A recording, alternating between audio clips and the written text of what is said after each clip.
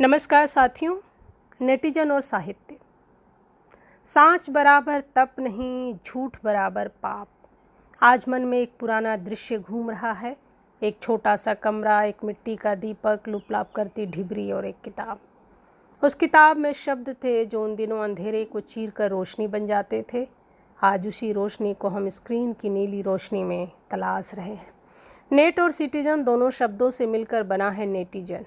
वह व्यक्ति जो इंटरनेट का उपयोग करता नहीं बल्कि उसके सामाजिक, सांस्कृतिक और वैचारिक जीवन का सक्रिय सहभागी है। वह पढ़ता है, लिखता है, प्रतिक्रिया देता है, विचारों का निर्माण भी करता है।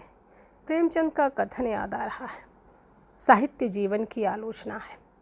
साहित्य शब्दों का संग्रह के अतिरिक्त मनुष्य की संवेदना, स्मृति और विवेक का दस्तावेज है। साहित्य का मूल उद्देश्य मनुष्य को अधिक मनुष्य बनाना है। साहित्य का पहला धर्म सत्य की तलाश है तो सूचना का प्रथम गुण गति। जबकि कभी मार्शल मैकलुहान ने कहा था, the medium is the message. जब नेटिजन और साहित्य का मिलन होता है तब एक नई सांस्कृतिक परिस्थिति जन्म लेती है। इस परिस्थिति के कुछ उजले पक्ष हैं तो कुछ गंभीर प्रश्न। इंटरनेट से गति मिलती है लेकिन साहित्य सघनता देता है। गति और गहराई का संतुलन ही आज की सबसे बड़ी आवश्यकता है। विचारणीय है कि इंटरनेट ने अभिव्यक्तिशील बनाया है या सिर्फ प्रतिक्रियाशील। गौरतलब है कि 21वीं सदी का संकट यह नहीं कि मनुष्य कम या अधिक लिख रहा है। संकट यह है कि वह अध्ययन, चिंतन, मनन व अनुसंधान के दिशा में कम सक्रिय है। और उससे भी बड़ा संकट यह है कि वह पढ़े हुए पर कम विचार कर रहा है। यदि साहित्य मनुष्य को विचारशील बनाता है तो नेटिज्म संस्कृति उसे त्वरित प्रतिक्रियाशील बना रही है। आने वाला समय इस बात से तय होगा कि हम विचारशील नेटिजन बनाते हैं या केवल प्रतिक्रियाशील उपभोक्ता। विधाओं में विभक्त रचनाओं का अपना एक मयार व आस्वाद है। उपन्यास हमें दूसरे दुनिया के जीवन में प्रवेश कराता है तो कविता हमें उन भावों से मिलवाती है जिन्हें हमने स्वयं कभी अनुभव नहीं किया, और कहानी हमें अपने से भिन्न व्यक्ति के दुख, दर्द व संघर्ष को महसूस करने का उपक्रम देती है। लेकिन समय तेजी से परिवर्तित हो रहा है। अब पाठक स्क्रॉल करता है पर ठहरता नहीं। वह शीर्षक पढ़ता है, पाठ नहीं। वह उद्धरण साझा करता है पर संदर्भ नहीं।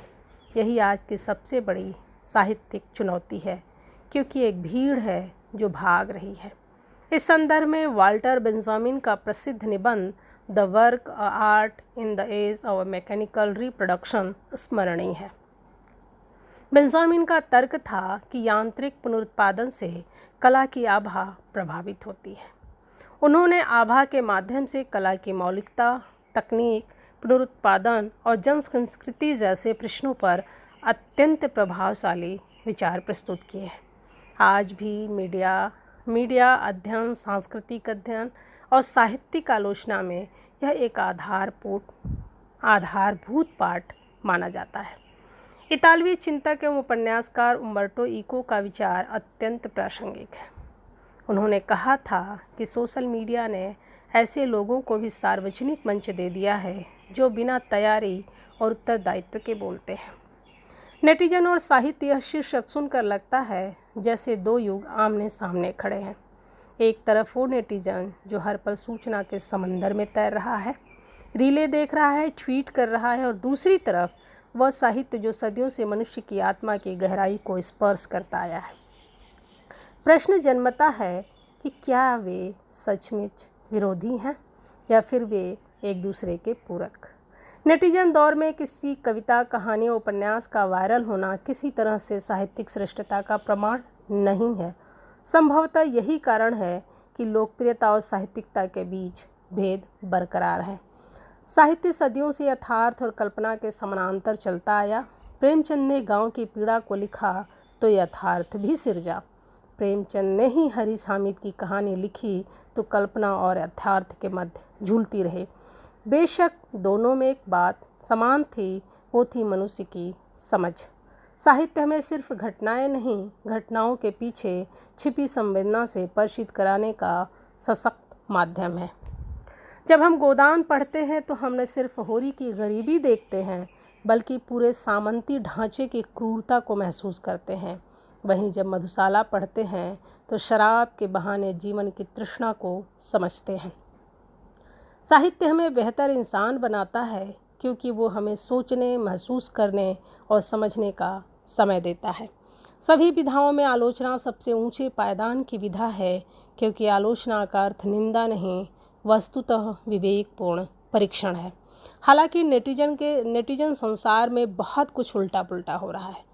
सब कुछ बहुत तेज़ी से भाग रहा है। एक क्लिक में हज़ारों कहानियाँ नज़र आती हैं, एक स्क्रॉल में सैकड़ों भावनाएं संवेदी होती हैं। गौर से देखें तो इंस्टाग्राम पे कविता, ट्विटर पर क्रांति और यूट्यूब पर उपन्यास धड़ाधड़ प्रकाशित हो रहे हैं। वास्तव में क्या ये सब साहित्य हैं? यहाँ तनिक तर्क की बात करते हैं। मूलतः नेटिजन ने साहित्य को लोकतांत्रिक बना दिया है। आज कोई भी अपनी आवाज़ लिख सकता है।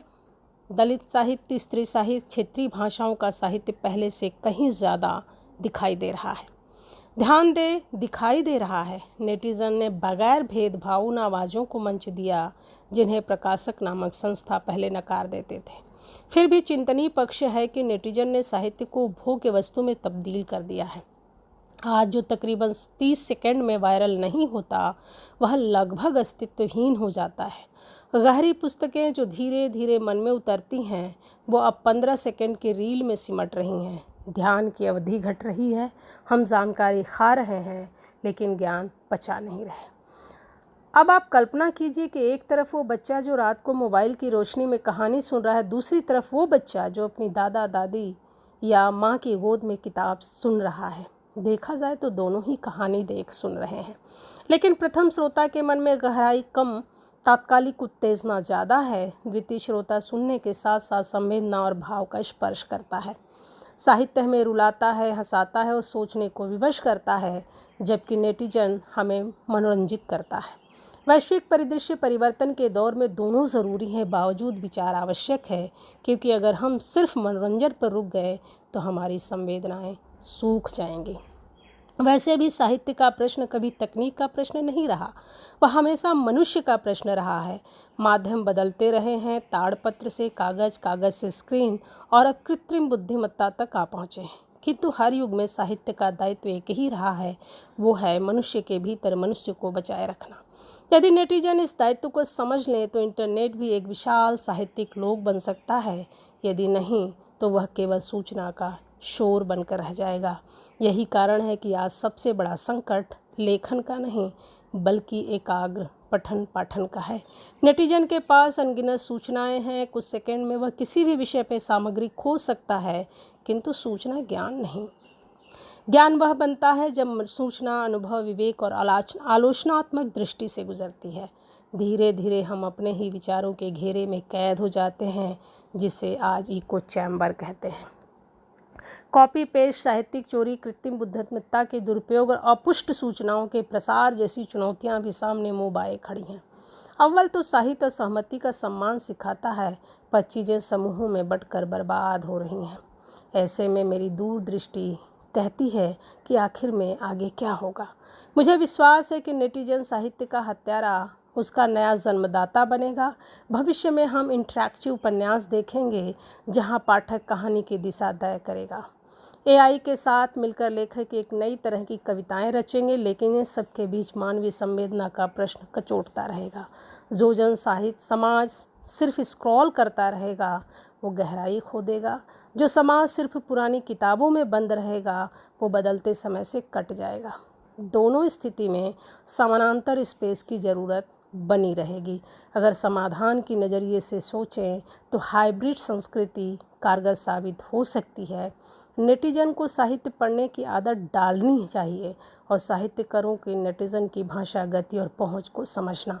तभी विविध स्थानीय और वैश्विक दृष्टिकोण की समझ विकसित होगी, वरना वैचारिक रूढ़िवादी का वादिता के शिकार कहेंगे कि नेटिजन ने साहित्य को बर्बाद कर दिया। दूसरी तरफ उदारवादी सरहंग बन बोलेंगे कि नेटिजन ने साहित्य को आज़ाद कर दिया, जबकि यथार्थवादी सीना तान कर चिल्लाएंगे कि दोनों को साथ लेकर चल रहे हैं। उपरोक्त के अतिरिक्त मेरी अपनी दृष्टिकोण तीसरी है, जिसे फिर कभी कहूँगी।